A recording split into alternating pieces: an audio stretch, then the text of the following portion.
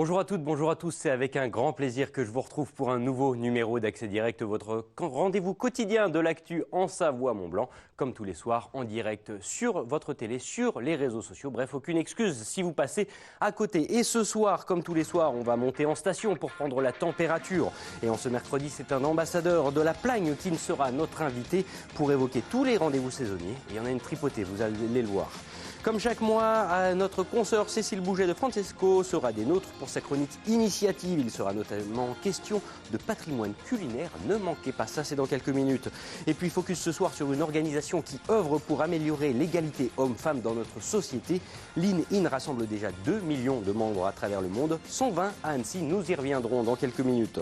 Et puis pour être totalement complet, on ira faire un détour du côté de Manigo où en fin d'émission, car ce soir débute un événement dédié à tous les amoureux du voyage. Explication en cette fin d'Accès Direct. Bienvenue à toutes et à tous. Et on commence comme tous les soirs avec les titres. Et cette semaine, c'est Seb qui est aux commandes. Salut Manu. Ça va Seb? Ça va, très bien. Et avec toi ce soir, d'ici une petite demi-heure, on va parler de Genève qui contre-attaque. Oui, les suites des enclavements du Chablais, avec l'autoroute Machy-Tonon, qui avait donc été validée par le gouvernement français. Une décision qui ne plaît pas à la ville de Genève, qui a décidé d'attaquer ce projet aux côtés d'autres associations françaises. Elle dénonce tout simplement une concurrence déloyale, notamment par rapport au Léman Express. Donc on verra les précisions avec Fanette de Buisson et Stéphane Tourneau. Et dans un second temps, on va s'intéresser à l'Olympisme, son musée et ses champions. Deuxième épisode de notre série. Hier, on a vu donc le musée olympique de Lausanne. Ce soir, rencontre avec Vincent Defrane, champion olympique en 2006 en biathlon, on s'en souvient, du côté de Turin. Il est aujourd'hui ambassadeur des JOJ. Il a été chef de délégation et de mission pour ces JOJ. Il a été marqué par l'olympisme tout au long de sa carrière, mais aussi tout au long de sa vie. C'est une rencontre signée Jean-Paul Crespi. On a hâte de voir ça. Merci beaucoup, Merci, Seb. Manu. Je te laisse finir de te préparer. Et tout de suite, on va accueillir sur ce plateau Cécile Bouget de Francesco, qui doit être dans les parages, notre première invitée, journaliste de son état, accessoirement président du Club de la Presse. Oui, je sais que tu n'aimes pas. Comment vas-tu, Cécile? Ça va très bien. Oui. Oh, t'es souriante, écoute, ça fait plaisir. Eh ben, écoute, stop, pas bon maintenant. Joindre l'utile à l'agréable. Et avec toi, ce soir, tu nous as fait une petite sélection, pas piqué des hannetons, et on va commencer avec le photovoltaïque. Oui, avec la Solaire du Lac, association sur Annecy Alors, en 2018. excuse-moi, reprends ça une petite seconde, puisqu'on nous fait signe que, voilà, D'accord. on a du mal à t'entendre. Mon Dieu, j'ai pas l'habitude.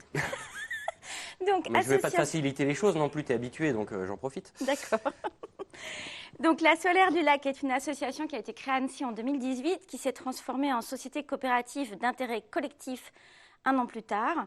Elle réunit. Alors là, il y a décidément, c'est pas le visuel qu'il faut.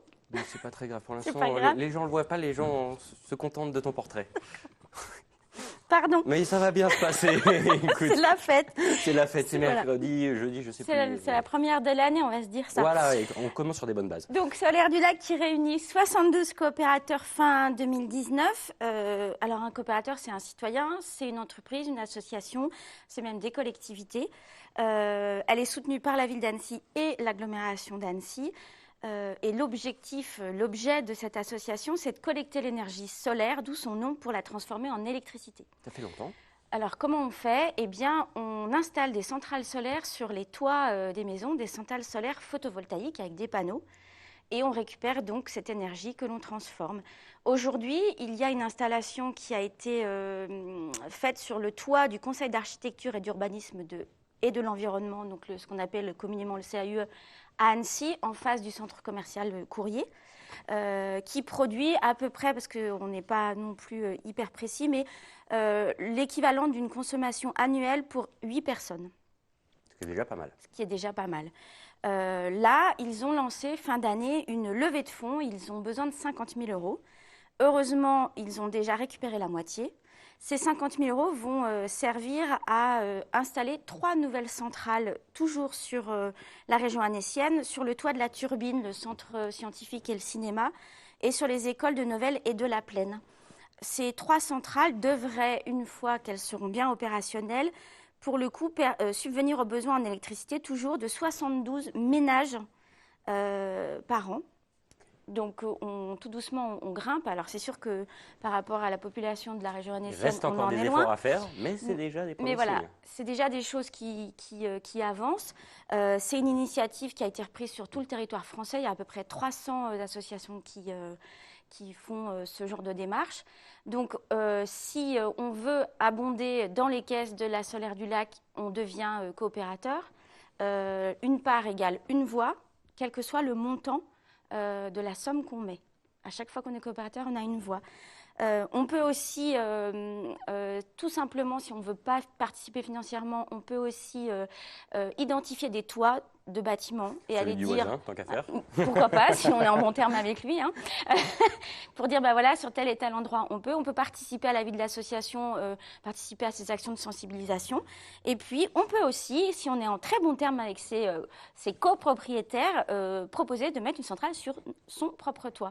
Donc, il y a plein de moyens d'aider la Solaire du Lac, pas forcément avec de l'argent si on ne peut pas. C'est une très belle initiative. Merci Voilà. de nous en avoir parlé. Mais de rien. Un autre projet, et celui-ci, il me plaît beaucoup, un conservatoire.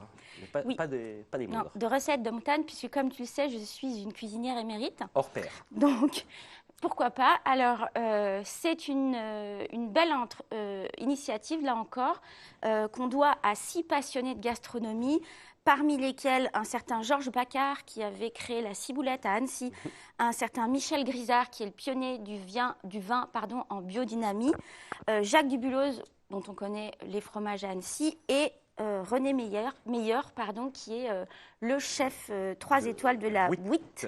Du côté Saint-Martin ou Saint-Michel de Belleville. Saint-Martin. Ah, On y était presque. Ils sont accompagnés par la FACIM, qui est la Fondation pour l'Action culturelle internationale en montagne. L'idée, c'est quoi? C'est de récupérer les recettes culinaires de nos montagnes auprès de toutes les personnes qui veulent bien envoyer leurs recettes, répertorier, les mettre au propre, faire des petites fiches, peut-être, pourquoi pas, un livre ou une autre manière de partager ça. mais c'est sans fin. C'est sans fin. Alors, justement, il les trie parce qu'évidemment, il y a beaucoup de doublons. Hein. Tout le monde j'espère, va s'y mettre, donc il y aura des doublons. Mais il y a surtout une chose dont moi, je n'avais pas conscience, c'est qu'il y a beaucoup de recettes qui sont orales. Donc, il va falloir les mettre sur le papier. Donc, ça aussi, c'est un énorme travail. En tout cas, c'est ce que René Meyer veut faire avec ses acolytes. Lui, il en a déjà récupéré une centaine. Donc, ça a commencé. Hein. L'idée, c'est de, par curiosité, retrouver ce patrimoine, mais c'est aussi, il le dit lui-même, un devoir de mémoire pour pas que ce patrimoine disparaisse. Et puis, pourquoi pas une source d'inspiration pour nous, cuisiniers émérites, voire les chefs plus ou moins étoilés. Donc, en fait, il suffit, pour ceux qui ont envie, ceux qui ont des choses à envoyer, d'envoyer les recettes donc, au fameux restaurant La Bouite à Saint-Martin de Belleville. Allez, titre 2 petites minutes pour ton agenda, si tu le veux bien. Oui. 2 minutes pour parler de la librairie café L'Antiope à Annecy, passage Gruffat, qui est en dehors d'être une librairie comme on les aime. Au rez-de-chaussée ou au sous-sol, je ne sais pas comment on peut dire, il y a un café où on peut prendre tout ce qu'on veut ou venir écouter de la musique, des textes. Donc là, il y a plusieurs soirées qui arrivent. Demain, c'est une soirée musique avec un violoncelliste qui s'appelle François Sieffert. Et puis le 24 janvier, ça sera plutôt du théâtre avec un peu de musique quand même, le Stabat Mater Furiosa, qui est un texte de Jean-Pierre Siméon. Et puis, il y a des expositions photos. Philippe Jacquel jusqu'au 8 février et Pierre Desvignes jusqu'au 13 mars. Tout est écrit sur leur page Facebook, sur leur site d'ailleurs, comme les 2 autres initiatives dont je vous ai parlé. Merci beaucoup, Cécile. Mais de rien. Je te garde encore quelques minutes, si Allez. tu le veux bien, puisque ce soir, c'est toi que j'ai choisi, que j'ai nommé, pour réagir à notre petite revue de presse quotidienne. Et tu n'es pas sans savoir que d'ici quelques semaines, on va beaucoup parler d'élections municipales. C'est le cas aussi du côté suisse, du côté du canton de Genève. Les listes devaient être présentées il y a quelques jours et donc ont été dévoilées jeudi dernier. Et pour prendre les choses du bon côté avant la quantité de travail qui s'annonce, en effet, pour la seule ville de Genève, il n'y a pas moins de 16 listes qui briguent la mairie, donc on a le temps d'en entendre parler. Céline Garcin de la Tribune de Genève nous livre aujourd'hui un florilège des meilleurs noms de listes électorales et je peux vous dire que du côté des Suisses, ils ont de l'imagination. Et à ce jeu, du coup, c'est une commune qui se classe très loin devant les autres, c'est JGY, petite commune frontalière de la rive gauche. Et sur cette seule et unique commune, on peut donc noter la participation des listes NRJ, et oui, tu ne l'avais pas vu venir, AJR, oui, COJT, ah ouais, ils sont au taquet, ou encore les JV, j'y vais. Eh oui, sans oublier les plus traditionnels, bien vivre à J ou encore ensemble la commune. Bon, on n'attendait pas moins des gitans. Oui, parce que c'est le gentilé officiel de la commune, les Gitans, qui sont donc champions de l'autodérision. Bravo à eux. Et j'espère que ça va donner un peu d'inspiration au côté français, parce qu'on a envie de se marrer aussi, nous. Eh oui. Et allez, une petite revue de presse numéro 2, si tu le veux bien. Juste un petit clin d'œil, parce que j'aime beaucoup parler des articles qui ne me laissent pas indifférent, et quelle ne fut pas ma surprise quand j'ai lu l'histoire relayée par nos confrères du Progrès de ce jeune homme de 22 ans qui allait boire une bière en solitaire à son PMU préféré, mais au moment de payer la douloureuse, on lui a rappelé qu'il ne pouvait pas payer en CB s'il n'atteignait pas 10 € de notes. Eh bien, qu'à cela ne tienne, il a demandé donc un geste, un jeu à gratter en complément, un geste anodin, mais qui lui aura fait gagner le gain de 500 000 €. Un fantasme pour certains qui est donc devenu réalité pour ce gratteur solitaire, comme quoi c'est possible. La morale de cette histoire, c'est qu'il faut continuer à aller boire des bières et ne pas prendre de monnaie. Je crois que c'est ça. Mais, voilà. Je tenais à le partager avec toi. Merci beaucoup, Manon. Merci à toi d'avoir été ma tribune ce soir, mon public. Avec plaisir. À très vite. Je te reprends ça. Hop. Merci beaucoup. Et j'appelle nos invités suivants. Chiara Kirchner et Marilyn Chéron sont parmi nous. Bonsoir. Mesdemoiselles, bonsoir. Merci d'être avec nous. Merci Alors, de nous inviter. vous êtes, dans l'ordre, responsable de Lean In des Savoies et responsable com de Lean In des Savoies. Merci à toutes les deux. Alors, on va rappeler quand même, au cas où les gens ne savent pas, Lean In, qu'est-ce que c'est, en quelques mots? Oui. Alors, Lean In est déjà une organisation non gouvernementale mondiale. Donc nous faisons partie, et non lucrative, tout à fait, dont l'objectif principal est vraiment celui de rendre les femmes capables de se réaliser selon leurs besoins et leurs envies. Et en fait, pour un petit peu d'histoire, c'est un livre qui est sorti en 2013, écrit par Sheryl Sandberg, qui est la numéro 2 de Facebook. C'est un livre qui s'appelait Lénine, qui a été traduit en français par En avant toutes, et qui en fait fait part de son constat de la place assez réduite. Oui. De la place assez réduite et un petit peu inconfortable de la femme dans l'entreprise et plus généralement de la société. Et donc, elle a créé aussi, suite au succès du livre, cette communauté en fait, qui est fondée notamment sur des cercles de femmes qui se réunissent mensuellement et de tout un tas d'autres événements qu'on peut faire à destination du grand public. Et ensuite, en 2015, il y a une avocate d'affaires parisienne qui a lu ce livre et qui a eu l'idée de créer Lean In France à un moment où elle était confrontée à une problématique d'inégalité salariale vis-à-vis d'un collègue. Et donc, elle a vraiment créé notre antenne nationale en 2015. Depuis, elle a aussi créé un atelier de négociation qu'elle a fait un peu partout en France et un podcast qui s'appelle Ma Juste Valeur. Et aujourd'hui, donc, on est 44 000 cercles dans le monde entier, dans plus de 170 pays. Et puis, on est aussi plus de 150 cercles en France. Alors, ça fait pas mal, ça fait une sacrée évolution ces dernières années. Je me tourne vers Marilyn. Un cercle, en fait, c'est quoi? En quoi ça consiste? En quoi ça consiste? Mais en fait, c'est une rencontre régulière entre des femmes. Généralement, ils sont composés de 8 à 12 femmes qui se retrouvent toutes les 6 semaines à peu près. Ou, voilà, bon, en tout cas, c'est le cas de mon groupe. Et l'objectif, c'est de se challenger, de se motiver, progresser, évoluer ensemble. Alors, soit sous la forme de petits exercices qui leur permettent de développer de nouvelles compétences, comme par exemple la négociation, parce que c'est un thème important parmi les femmes, soit de partager les problématiques professionnelles ou personnelles du moment et de bénéficier du retour d'expérience des autres membres du cercle, des avis, des opinions. Et c'est là toute la puissance des cercles Lean In, parce que finalement, c'est des cercles mastermind où finalement on est on apprend plus en petits groupes et au sein de ses pairs. Alors, qu'est-ce qui fait la différence par rapport à tous les réseaux professionnels qu'on peut voir fleurir à gauche, à droite? Est-ce qu'il y a vraiment une plus-value ou c'est finalement un de plus? Eh ben, en fait, Lean In est surtout un réseau d'entraide. En fait, c'est avant tout vraiment une communauté de femmes qui vont s'entraider en toute solidarité et bienveillance. Alors, il y a notamment dans certains pays, il y a carrément des Lean In hommes, comme au Canada. Nous avons tout à fait l'intention d'ouvrir nos cercles aux hommes, de créer des cercles mixtes, par exemple. Et d'ailleurs, nos événements publics sont déjà ouverts aux hommes. Et en tout cas, voilà, l'idée principale, c'est vraiment de développer cet esprit de bienveillance réciproque et de s'entraider pour, on va dire, c'est un peu comme si c'était un peu le back-office après de notre réalisation professionnelle. Pour cela, il nous faut acquérir des compétences, acquérir des attitudes, des techniques même assez concrètes pour ensuite aller se réaliser professionnellement. Et donc, on travaille beaucoup sur ce plan humain. Après, selon le niveau d'implication qu'on peut avoir dans l'organisation, par exemple en aidant à organiser un événement, en essayant de trouver des sponsors, une salle, etc., on est éventuellement mis en avant. Par parce que voilà, on est un peu plus visible. Et après, si on a fait preuve de certaines compétences, peut-être que quelqu'un va justement penser à nous. Mais c'est un bénéfice secondaire. Même toutes les rencontres qu'on peut faire, c'est un bénéfice secondaire, côté professionnel. Alors, est-ce que c'était vraiment une demande de la population? Est-ce qu'il y avait vraiment un secteur à prendre, un manque de ce côté-là? Aujourd'hui, on sait que les études montrent que les femmes, de manière générale, elles ont tendance à bénéficier de moins de conseils de mentors. Tout simplement parce que on a tendance à vouloir accompagner quelqu'un dans son expérience, parce qu'un mentor, c'est quelqu'un qui vous conseille dans votre pratique professionnelle. Et ça se fait spontanément, et spontanément, on va se tourner vers quelqu'un qui nous ressemble.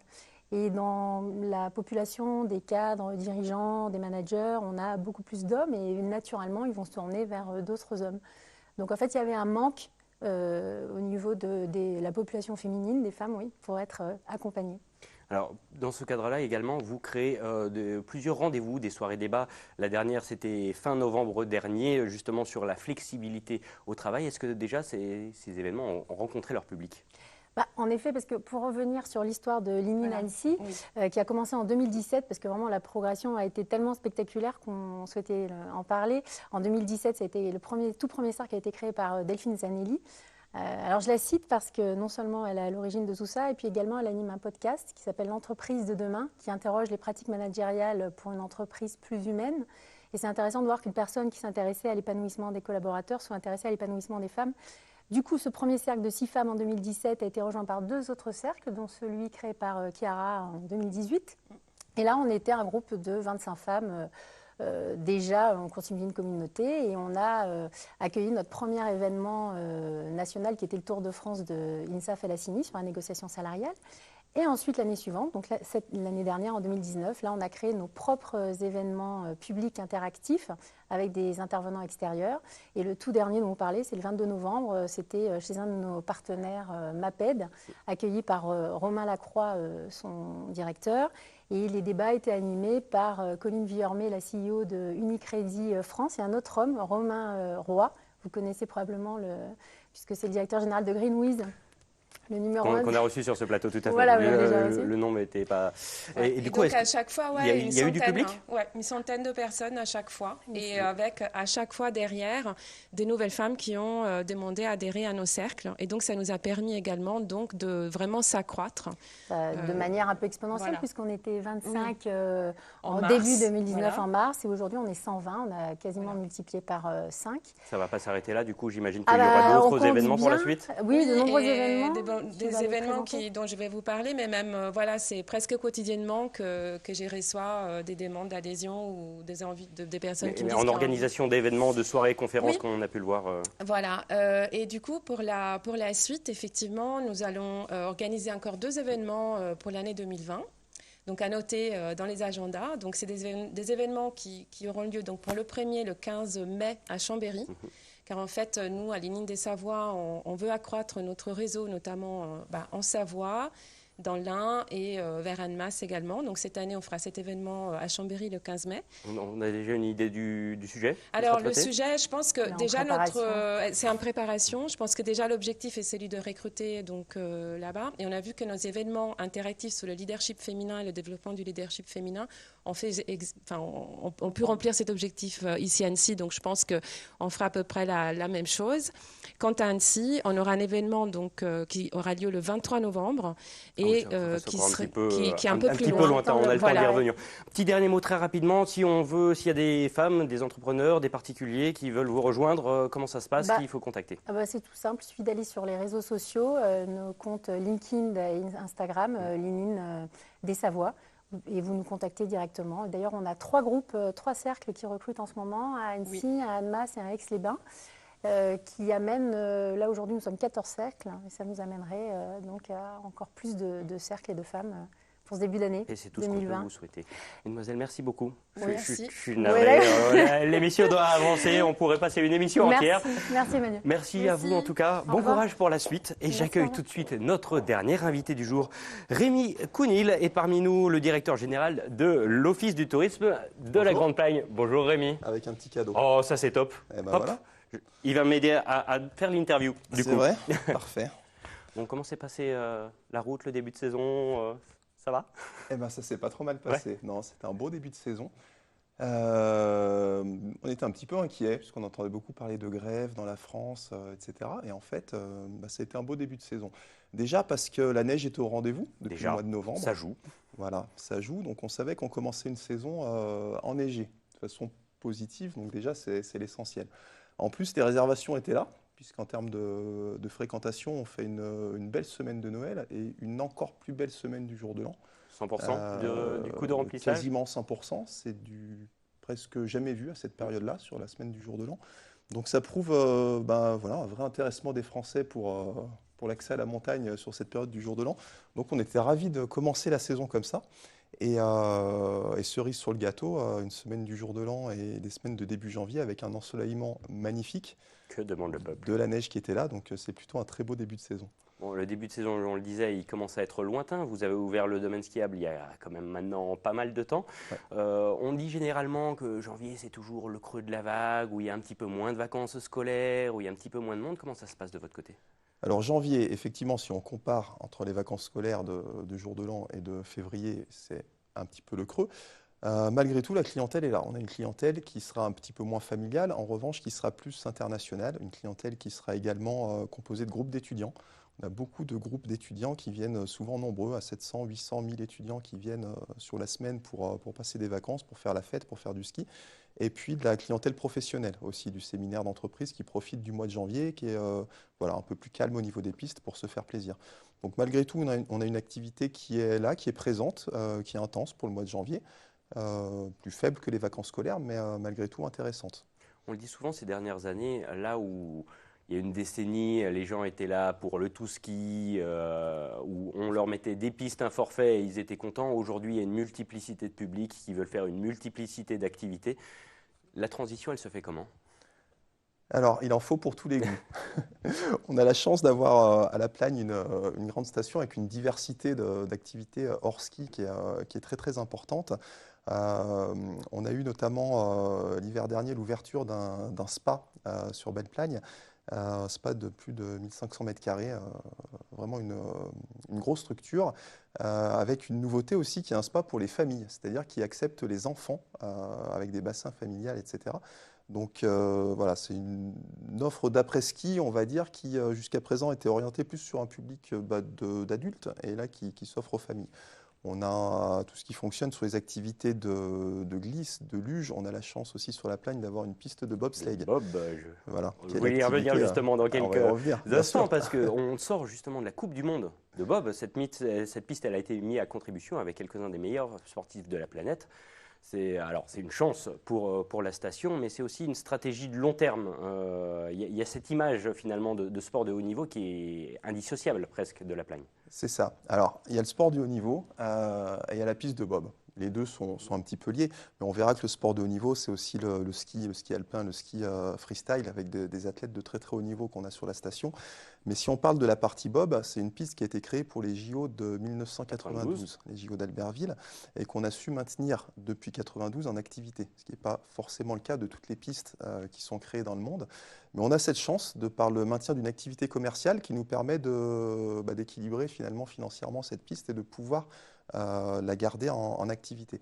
Elle a été support le week-end dernier, comme vous le dites, d'une Coupe du Monde de bob. Alors quand on dit Coupe du Monde de bob, il faut savoir que c'est plusieurs disciplines. Le bob, c'est du bob à 4, du bob à 2 masculin, du bob à 2 féminin, du skeleton aussi. Le skeleton, c'est comme une luge sur laquelle on s'élance sur le ventre, la tête la première, masculin, féminin. Et on avait la chance d'avoir des athlètes français et plagnards, puisque les athlètes plagnards sont l'équipe de France, en fait.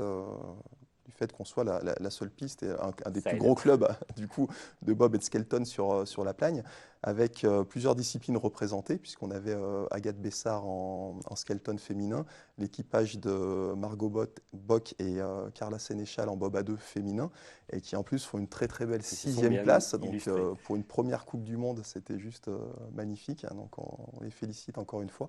Et puis l'équipage de Romain Henrich en bob à 2 masculin et bob à 4 masculin également, qui tourne bien en Coupe du Monde et qui fait sur ce week-end, je crois, 9e et 11e en bob à 2 et bob à 4. Voilà. Ils n'ont pas démérité non plus. Non, très bon résultat. On le disait, c'est vrai qu'il en faut pour tous les goûts, pour les compétiteurs aussi, pour les amoureux. Et c'est pour ça qu'il y a beaucoup d'activités, d'événements On parle notamment du super slalom qui est devenu également un incontournable de la station, et ce, en assez peu de temps quand même. C'est la combienième édition cette année? Troisième édition ouais. du super slalom, ouais. Par notre très bel événement, voilà. national. C'est une belle transition puisqu'on parle des athlètes, effectivement. C'est un groupe de plagnards, un groupe d'amoureux de la plagne, de jeunes qui ont grandi sur la station, qui ont créé le super slalom. Et à leur tête, Julien Liseroux, effectivement, qui prête son nom et son image à l'événement. Donc on est d'autant plus fiers de cet événement qui commence à prendre une très très belle notoriété puisqu'il a le soutien en plus cette année de la Fédération française de ski. D'autant plus fier de cet événement qu'il a été vraiment créé par des plagnards qui ont grandi sur la plagne et qui sont amoureux de cette destination comme nous. Donc super slalom, le 4 avril. Plus de 600 mètres de dénivelé pour un slalom. C'est le plus grand slalom du monde. 370 piquets contre 70 sur une course normale. Et voilà, on a tout dit. C'est impressionnant. Ouais, il faut le voir pour le croire. Alors, je vous invite à l'essayer. Moi, je l'ai fait la saison dernière. C'est vrai qu'on part d'en haut, on se dit on va y aller, on va tout casser. Puis on arrive en bas, on a des cuisses comme ça. C'est à faire. 500 dossards, 500 participants au départ. C'est costaud. Et pourquoi pas. Le pari est lancé en tout cas. On verra si on arrive à le prendre. Il y a aussi des événements caritatifs. Je pense à Odyssea. Odyssea, effectivement, le 18 février. Odyssea, c'est la course des neiges pour nous. On voit l'affiche qui s'affiche, justement. Odyssea, effectivement, l'intégralité des fonds seront reversés à la recherche contre le cancer. C'est une course de 5 km, une marche de 5 et 8 km, donc c'est accessible. C'est un itinéraire qui est relativement plat, qui est ouvert vraiment pour tous les niveaux de pratique. On peut se tirer la bourre, on peut juste participer pour le plaisir de marcher, de découvrir ces beaux paysages. Et en plus de se faire plaisir, on a aussi une petite pensée justement pour tous les gens qui sont dans la souffrance et dans la maladie. Et la Plagne voulait vraiment s'associer à cette cause, se dire qu'on est une belle destination, on reçoit beaucoup de monde chaque année. Et on voulait aussi donner, créer un de l'événementiel qui soit pas uniquement de l'accueil, de la communication, mais aussi bienveillant pour ceux qui en ont besoin. D'où l'association avec Odyssea et Gustave Roussy, qui est le premier centre européen de recherche contre le cancer, avec qui on est partenaire depuis 2 ans maintenant. Et voilà, l'intégralité des fonds seront reversés à la recherche. Ça, c'est des beaux événements comme on les aime justement. Pouvoir un petit peu mouiller le maillot, chacun à son rythme, sans trop de pression et en plus pour une bonne cause. C'est ça. Qu'est-ce qu'on peut vous souhaiter de bon pour cette suite de saison? Du beau temps, de la neige. Un petit peu quand même, accessoirement. Voilà, c'est ça. Non, on a une belle quantité de neige. On est bien. On en attend un petit peu pour le week-end qui vient. Vendredi, samedi, on devrait prendre quelques centimètres. Le beau temps sera là tout de suite dès la semaine prochaine. Donc voilà, ce qu'on peut se souhaiter, c'est une bonne saison, du bon ski et puis se faire plaisir sur les pistes. Et on viendra vous voir de toute façon avec les caméras pour prendre la température sur place. Ouais, super. Merci beaucoup Rémi d'avoir participé à cette émission. Merci. Bon courage pour la suite de saison. Merci beaucoup. Et puis on vous attend nombreux alors à la Plagne. On dit comme ça, Merci. Le rendez-vous est pris. Merci beaucoup. Je vous laisse repartir direction la régie pour passer à notre dernier rendez-vous de la soirée. Il s'agit d'un petit rendez-vous Skype avec Mathilde Sauvage, chargée des relations presse à l'Office du tourisme de Manigo, qui doit être en direct avec nous. Comment ça va Mathilde? Bonsoir, tout va bien Manigo? Alors, ce soir, on vous a en liaison Skype puisqu'il y a une grande nouveauté du côté de Manigo, c'est les secrets de voyage. Ça commence ce soir, ça a commencé d'ailleurs en fin d'après-midi du côté du col de Mer d'Acier. En quoi ça consiste exactement? Eh bien, c'est un événement autour du voyage. Manigo a amené le voyage, les aventuriers, les influenceurs sur les pistes de ski en direct, sur le front de neige, au col de Mer d'Acier. On a des exposants autour de la thématique du voyage. Des équipements techniques, des photoreporters, une exposition photo. On a également des diffusions de films et conférences qui se passent en ce moment. Et on attend tout le monde pour un apéro voyageur sur les pistes pour finir cette superbe journée qu'on a eue à Manigo et qui continuera demain et après-demain. 3 jours de programme, mais c'est né comment ce projet à la base? Eh bien, c'est l'Office de tourisme qui a mis ça en place. On voulait un petit peu un événement qui se différenciait des autres stations, qui était décalé et qui proposait des choses différentes. Du coup, on a proposé le voyage. L'équipe est passionnée de voyage également. Donc, c'était pour nous évident de trouver cette thématique-là sur les pistes de ski, qui s'est jamais fait nulle part ailleurs, je pense. Donc, on innove avec Secret de voyage, 3 jours de manifestation. On a Elliot Schoenfeld en ce moment, l'aventurier. On a Mister Geopolitics demain et on a Little Gypsy vendredi. Justement, c'est des sacrés guests qui font un petit peu tout le corps de cette manifestation. Ça a été facile à choisir, justement, ces invités, facile à convaincre peut-être de venir à Manigot? Alors oui, ils ont été très ouverts, très intéressés par le projet. Ils ont adoré faire ça sur les pistes de ski en montagne. Ça changeait un petit peu avec des thématiques différentes. En ce moment, on parle de l'Himalaya avec Elliot Schoenfeld. Demain, c'est Mister Geopolitics qui nous emmène en Arctique, qui nous parle un petit peu de pourquoi c'est si stratégique cet endroit-là. Et l'État Gypsy nous emmènera dans le désert vendredi. On le disait, ça a déjà commencé il y a quelques heures. Est-ce que pour l'instant, le public est au rendez-vous? Oui, on a eu un petit peu de passage, un petit peu de monde. Bien sûr, les gens skiaient dans l'après-midi. Ils sont venus sur la Chamallow-Party ainsi que sur le village. Et là, on a une centaine de personnes dans le club qui invite les films, la projection et la diffusion. Donc c'est plutôt pas mal pour une première, pour un jour de semaine et un mercredi. Donc on est content. Il y a du monde, il y a du monde. On a hâte de voir la suite. Il est encore possible, bien sûr, de venir ce soir, demain soir, après-demain soir. Pas besoin de réserver, il n'y a qu'à venir à Manigot, c'est ça? Voilà, tout à fait. C'est un événement gratuit. Il suffit de se déplacer sur le front de neige et c'est accessible à tout public. Merci beaucoup Mathilde, merci et bon courage du coup pour ces soirées d'hiver que j'imagine vous allez bien passer en bonne compagnie. Merci beaucoup. À bientôt. Et puis voilà, on est déjà à la fin de cet accès direct. Restez avec nous puisque tout de suite, c'est le JT d'ici quelques minutes, juste après la pub présentée par Sébastien Germain. À tout de suite.